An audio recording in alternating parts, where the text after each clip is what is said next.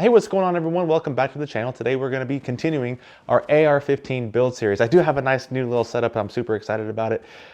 But as you know, if you've been following, we are on the lower receiver right now. And last week we installed our magazine release button and our magazine catch. Today we're going to be talking about installing our trigger and our hammer. Now there's 1,000 different hammers and triggers and all that kind of stuff that you can choose from. I went with a very simple $40 Aero Precision trigger assembly. Now I believe this is 4 pounds or a 5-pound trigger pull, something like that, but you can get drop-in triggers, which if you don't know what drop-in triggers are, we can go over that a little bit later in a different video. But for today's purposes, there's a lot of different parts that come with this. There's also different pins that you can get, which I will be showing you what I am actually going to be using instead of the pins that came with my trigger or my hammer. I'm going to be using these Armaspec anti-walk pins. Basically, they replace your hammer and trigger pins for these screw-in pins, basically. I've never used them before, just like my braided buffer spring, never used that before. I learned a massive mistake from that, or maybe I learned a good lesson from a mistake. So today's video might be the same type of thing, but this is what I'm going with. If these don't work for whatever reason, I'll just be using the standard hammer pin and trigger pins that go inside your low receiver. So let's talk about the tools that you're gonna need.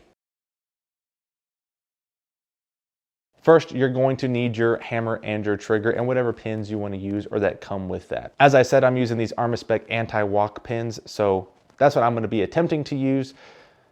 And for those of you who have a drop-in trigger, basically your job is extremely easy. It's one piece, still 2 pins, and it's literally plug and play. You drop it into place, line up the holes, and that pin goes right through both holes. That's all it is. Of course, you're going to need your lower receiver. And in order to make sure that you put these pins in safely and properly so that they don't damage anything, you're going to need some type of punch set. So let's get right to it. Where's my beer? I'm thirsty. Okay, so the very first thing that we're going to do is make sure that we have all of our parts. As I said before, you're going to need your lower receiver, whatever trigger assembly that you have, and if you want any aftermarket pins of any kind or anything aftermarket, that's what you need. But ideally, all you're gonna need is your low receiver and your trigger assembly, so you don't really need all that stuff. Okay, so the 2 holes that we're gonna be talking about today is this guy, which is gonna be your hammer pin, and then this is gonna be your trigger pin. So very first thing we're gonna do is take out whatever pieces you may need. These are your hammer pins and your trigger pins right there. They are exactly the exact same size. They're designed the exact same way, so you can't really get them mixed up. I'm gonna put those 2 guys just off to the side because I don't need them.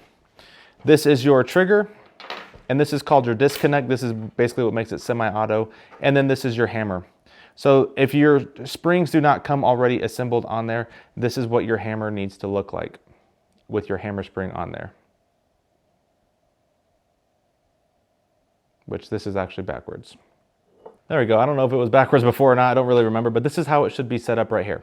You should have your little claw facing one way, and then the back of the spring up against that claw, because what happens is spring tension comes back just like that. Now with your trigger, you want your trigger to look just like this. So you can pause this video and take a look at it, but it goes on just like that.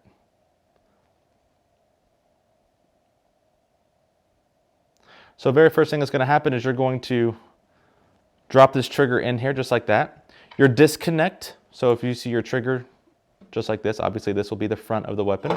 Your disconnect will face, meaning the hook will face forward, face the front of the weapon.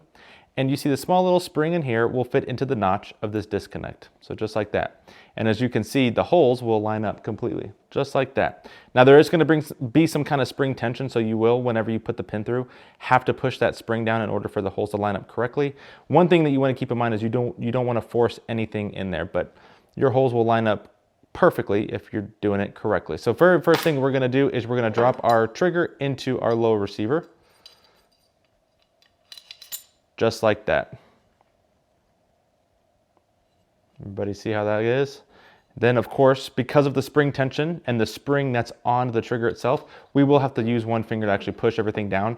And you're gonna use your eyeballs and you're gonna align the holes from the outside to the trigger itself, to the disconnect, all the way through the other side. Just like that. And this is where your pins will come into play. I've never used these before, so we're gonna have a learning experience together here. Oh, they fit perfectly. Okay. So it does say Loctite is recommended, but I suppose we can use some Loctite, huh? But for right now, step one is to actually get these guys in place. So what's gonna happen, and what I'm going to do is with one finger, like I said, I'm gonna push down, and I'm actually going to physically look and make sure I'm all lined up here.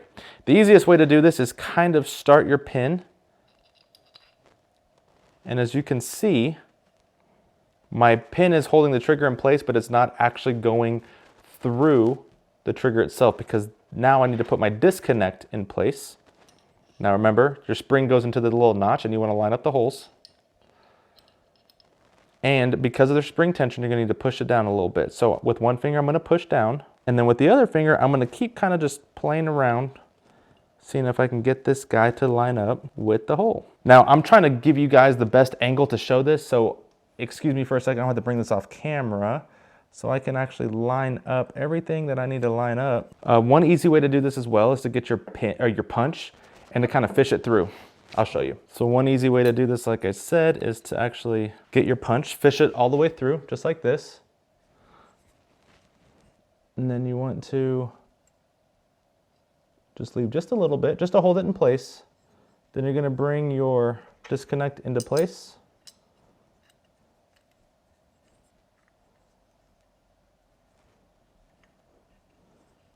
Just like that. So now I'm able to go all the way through and I've got everything lined up. Everybody see that? So now what I'm going to do is I'm going to take my pin and I'm going to fish it all the way through the other side. So all we're doing is we're going to fish this pin now with the already lined up trigger and disconnect. And we're just going to push this guy all the way through.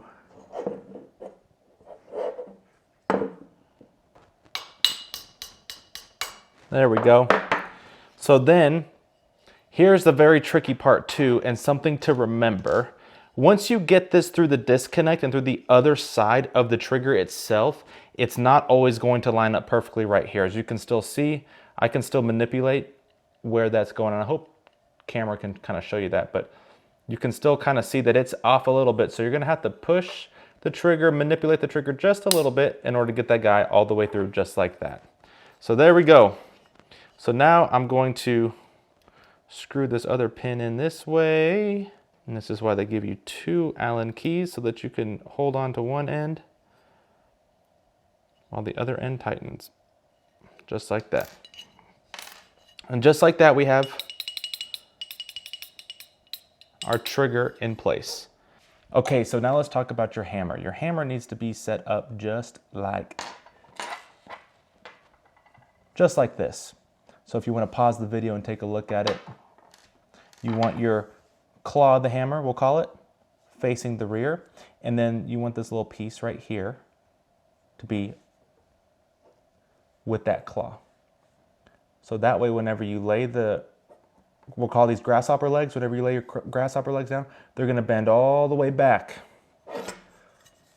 on top of the springs that are on either side of your trigger. So for example, it's going to go just like this. And then boom, it's going to be very difficult with a brand new hammer, but then it's going to go just like that. So again, this is what your hammer needs to look like. Claw to the back, your rectangle to the back, grasshopper legs forward. Because when you put this in, you're going to place these 2 grasshopper legs over either side of the trigger springs. So just like that.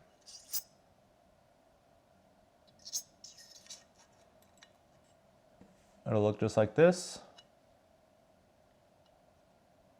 And then what's going to happen is you're going to physically push down, creating spring tension, and you're going to line these holes up with this hole right here. And the same exact way you put the trigger in is the same exact way you're going to put your hammer in. So let's begin. I'll raise this up a little bit so you guys can see what I'm doing here. So I'm going like this. I'm holding this down with one hand with my thumb and the claw. and I'm pushing down and right there. And now I have an aerial view of my holes being lined up. And with the brand new spring, it's gonna be very difficult because there's a ton of spring tension on this guy. And you wanna fish this guy through just like that, just to hold it in place. Now what you can do with one hand, you're going to just push down with your thumb, and then you're gonna be able to manipulate your hammer back and forth like this. And this will allow you to get that nice lined up, the nice lined up thing that we want. Now be very careful and constantly have pressure on that because this hammer will pop up on you. As far back as you can. Now same thing with the trigger. When it goes all the way through, there's still possibility for your receiver to get in the way, so you just gotta line it up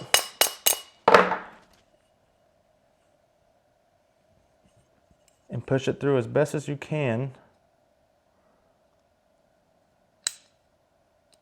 There you go, just like that. Locking that hammer down in place helped me a little bit, so just keep that in mind there. Now, if you're using anti-walk pins like this, one thing you can do with the pins that came with your trigger assembly is put those in your range bag, so if for whatever reason these break on you, you have a backup set. And just like that, you have your trigger and your hammer installed. So a little bit of tedious work, but nothing too crazy. And I'm gonna put these guys in my range bag, so if for whatever reason these guys break on me, I have a couple backups, and I also have the tools to release this guy with. And just like that, we have our hammer and our trigger installed. Extremely simple. Now stay tuned for next week's video. We're gonna go into the safety. So if you're not subscribed, go ahead and subscribe, hit that notification bell so that whenever that video goes live, you'll be notified and we'll all be one big happy family. Let me know in the comments down below what you think about this build series. I'm having a lot of fun kind of slow rolling this build. It's challenging me in different kind of ways. Maybe we'll talk about that in a different video. I do like to make a lot of videos, but I'll see you guys in the next one.